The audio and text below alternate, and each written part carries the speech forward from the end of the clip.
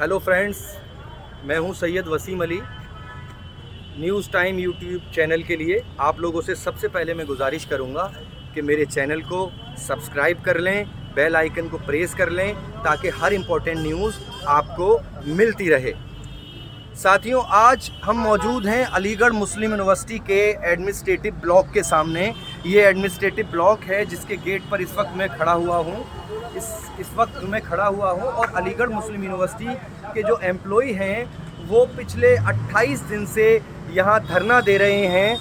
वो वहाँ धरने का मंच उन्होंने सामने एडमिनिस्ट्रेटिव ब्लॉक के बिल्कुल बनाया हुआ है और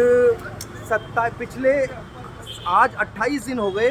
पिछले 28 दिन से लगातार उनकी ये कोशिश है कि उनकी डिमांड है, जो 10 डिमांड हैं वो उसका बोर्ड भी इन्होंने यहाँ पे लगाया हुआ है और वो चाहते हैं कि ये डिमांड उनकी पूरी हो जाए, लेकिन अभी तक प्रशासन नहीं जागा है। और हमारी जिस तरह एम्प्लॉइज़ से बात हुई है, जिस तरह लोगों से बात हुई है, उनका कहना ये है कि अलीगढ़ मुस्लिम यूनिवर्सिटी के जो रजिस्ट्रार हैं और वो अपनी हठधर्मी पे हैं, उनकी हठधर्मी की वजह से किसी भी तरह का कोई भी काम नहीं हो पा रहा है। और अलीगढ़ मुस्लिम यूनिवर्सिटी के जो एम्प्लॉय हैं उनकी जायज़ डिमांड पूरी नहीं हो पा रही हैं। जैसे कि टेम्परेरी एम्प्लॉय हैं, उनका कन्फर्मेशन है, डेली वेजर एम्प्लॉय हैं, उनका कन्फर्मेशन है, उनकी सैलरी बढ़ाने की बात है।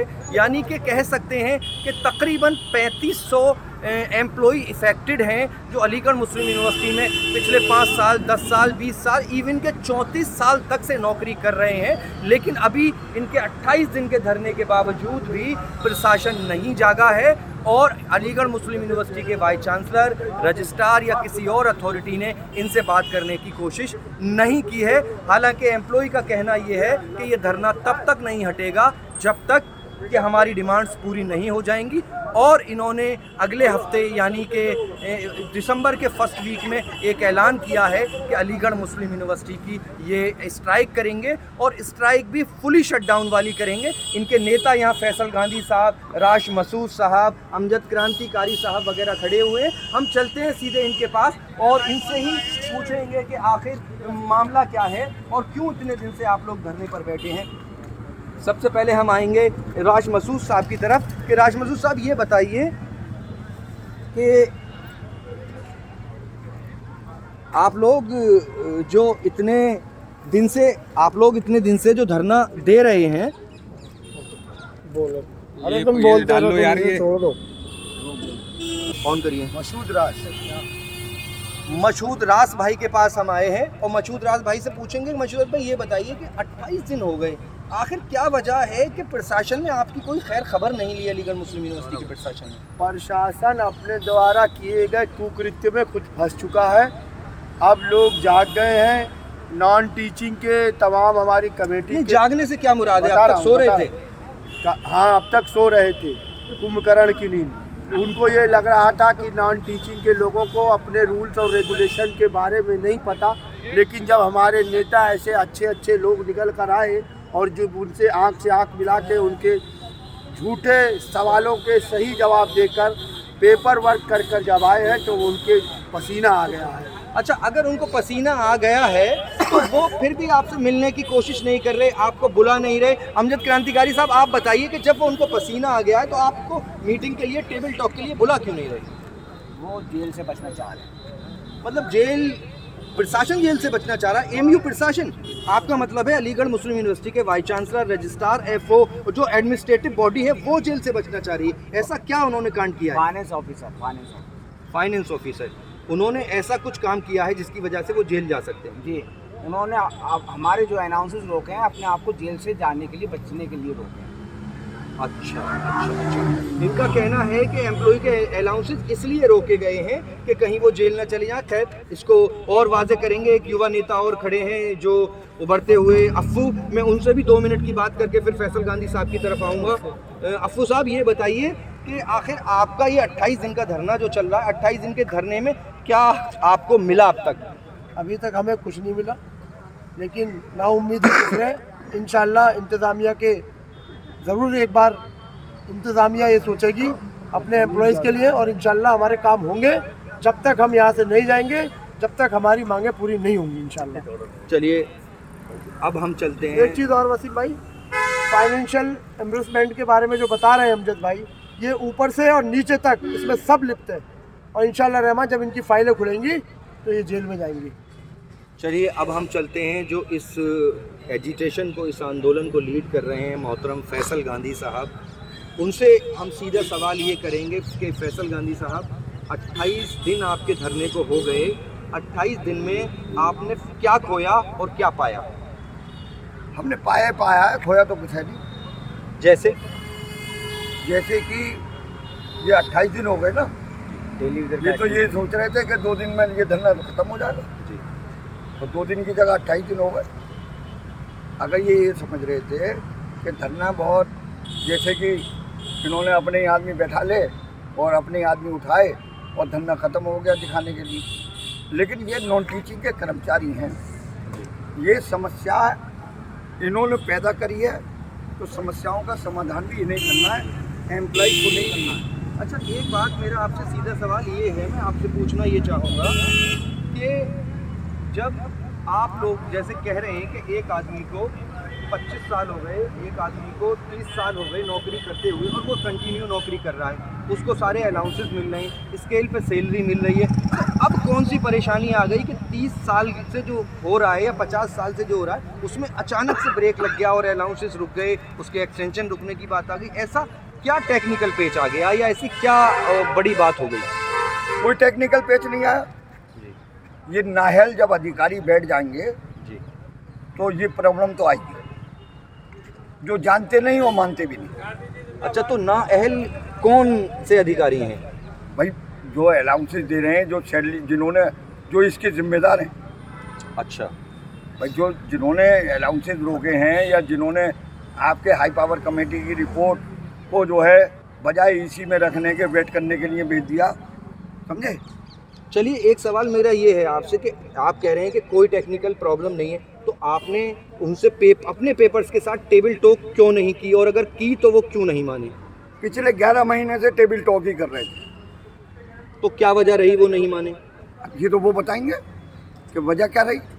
मैंने कहा ना, मैं तो भाई इतना जानता हूँ कि ये जानते भी नहीं और मानते भी नहीं। यानी ऐसा है कि ये 2015 में पूरी सारी सेंट्रल यूनिवर्सिटी, दिखाइए साहब दिखाइए, और सारे सेंट्रल इंस्टीट्यूशंस के लिए एक अकाउंट्स कोड बना, जो हमारे यहाँ 2015 में आया जी, वो अडॉप्ट हुआ। ठीक 162 पेज की वो बुकलेट है जो अलीगढ़ मुस्लिम यूनिवर्सिटी में अडॉप्ट हुई और इम्प्लीमेंट हुई टिल डेट जी, जिसमें जो सरकार ने और ये जो वो बनाया है फॉर्मेट ऑफ फाइनेंशियल स्टेटमेंट्स, ये चार्टर अकाउंटेंट ऑफ इंडिया की जो इंस्टीट्यूशन है उसने डिज़ाइन करा, सरकार ने इसे अडॉप्ट करा, उसके बाद सारी सेंट्रल यूनिवर्सिटीज़ पर ये लागू हुआ। इन शॉर्ट आप ये कहना चाह रहे हैं कि ये जो आपके मौजूदा अधिकारी हैं वो गवर्नमेंट के ऑर्डर को भी नहीं मान रहे हैं, यानी यूनिवर्सिटी पेपर से नहीं मैं अभी बातों से चल रही है। मैं आपको बताऊँ, ऐसा है उसमें शेड्यूल 15 है जी, शेड्यूल 15 में ये करंट ईयर और प्रीवियस ईयर में ये जो सैलरी आती है हमारी, ये उसकी पूरी एम्प्लॉइज़ का वो डाटा भेजती है। ठीक ये 2022 तक का डाटा इन्होंने भेजा। उस स्टेटमेंट में शेड्यूल 15 में ये लिखा हुआ है कि these shall be classified separately for teaching and non teaching staff, ad hoc staff, arrear of DA, salary arrears due to increment shall be shown separately. और ये इन्होंने कॉलम बना के ये टेबल इन्होंने भेज दी और ये भेज रहे हैं। तो अगर हमारे रजिस्ट्रार महोदय साहब ये कहते हैं कि ये एडहॉक एम्प्लॉई इलीगल हैं, तो फिर आप सरकार को क्यों बेवकूफ़ बना रहे हैं? सरकार को आप फाइनेंशियल ईयर में एडहॉक एम्प्लॉई का कैसे डाटा भेज रहे हैं? सरकार तो खुद कह रही है। सरकार अगर एडहॉक नहीं कहती, सिर्फ रेगुलर एम्प्लॉई की बात करती, तो वो इस स्टेटमेंट में शेड्यूल 15 में उसका जिक्र नहीं करती।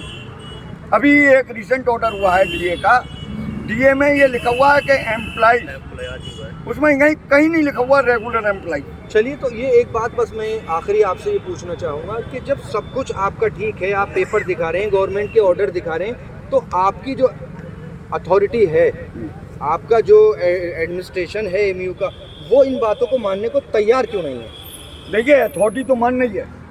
पहले तो ये वाजे कर दूं मैं आपको जी कि अथॉरिटी जो है, अगर आप एज पर एक्ट पढ़ेंगे जी। तो अथॉरिटी हमारी फाइनेंस कमेटी है, जी एजुकेटिव काउंसिल है जी और कोर्ट, जी ये अथॉरिटी है। और वाइस चांसलर, कंट्रोलर, रजिस्ट्रार और आपका क्या नाम है, एफओ, फाइनेंस ऑफिसर और पीबीसी, ये officer of the Aligarh Muslim university है। जी।